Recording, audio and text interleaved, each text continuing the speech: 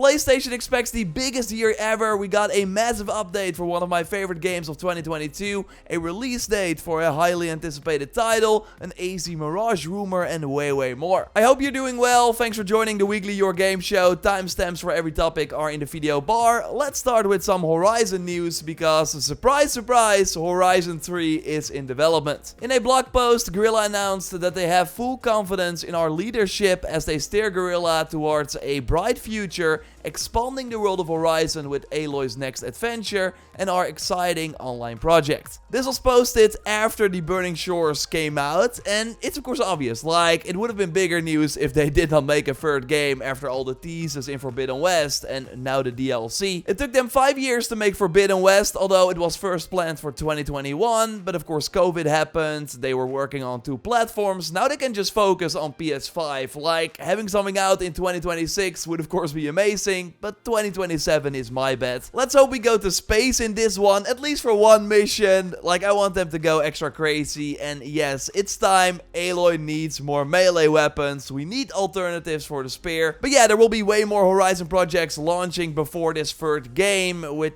again, the exciting online project. It has been in development for more than 5 years. I would not be surprised if that launches next year already. A Horizon Zero Dawn remaster is going to happen at some point, probably 2025 around the Netflix show, that would be my bet. And there are rumors about a probably more PC-focused MMO in collaboration with NCSoft. So enough Horizon happening, maybe a little too much, before we get to control Aloy again. And also important is that the Decima engine, the in-house engine from Guerrilla they use for Killzone, for Horizon, stole the show in the Burning Shores. Death Stranding 1 and now 2 has also been using the engine. It seems like even more PlayStation games or Sony partner projects are going to use the tech, including a survival horror game from Ballistic Moon, a new UK studio that Sony might have already acquired without telling us about it. So totally expect to see the Decima logo in more games moving forward. I want to go a bit more in depth on the future of the PS5 in a bit. We got some big news to discuss, but first let's look at some other quick shots, short news stories that I want to go over quickly. And of course, if you like these weekly news roundup videos, then leaving a like would really show your support, and subscribe because I do one of these every Sunday. I saw this post on the Leaks Reddit. Assassin's Creed Mirage might be released on the Infinity platform, with the user saying that Jeux Video, and I hope I pronounced that right, it's one of the biggest and most popular video game magazines in France,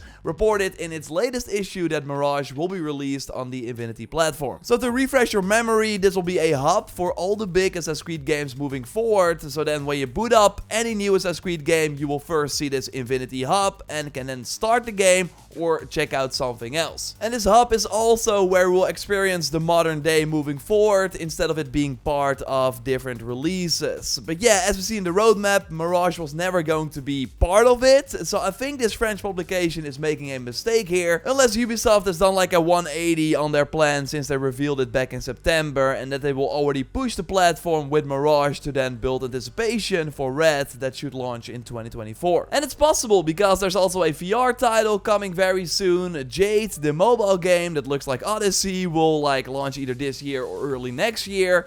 Maybe they're gonna combine it and have it already launched sooner. Like, I still think it's not gonna happen, but still wanted to touch on the rumor for if it turns out to be true. Your take, more than welcome. And of course, we should finally see Mirage gameplay on June 12th during the Ubisoft Forward stream, which is getting close. I'm getting excited. Out of nowhere, there was a Gotham Knights DLC update 6 months after launch. The Calvin Incident, a 4-player raid. You see gameplay here from Dominator's crew. It has you go through 15 floors based on familiar locations from the main game, but with different enemies and specific objectives that you will have to complete.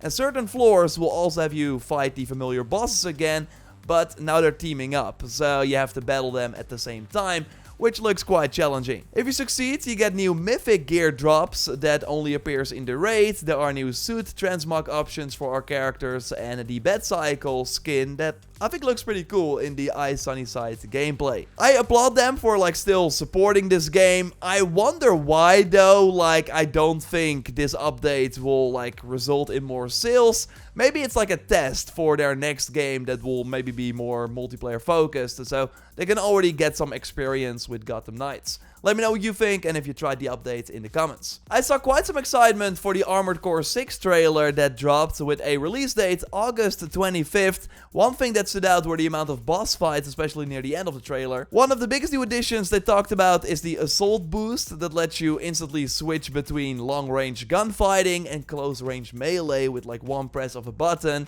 And there's also a bigger focus on melee weapons that can be equipped in the left hand. The arena where you can fight a series of battles against customized mechs is also back.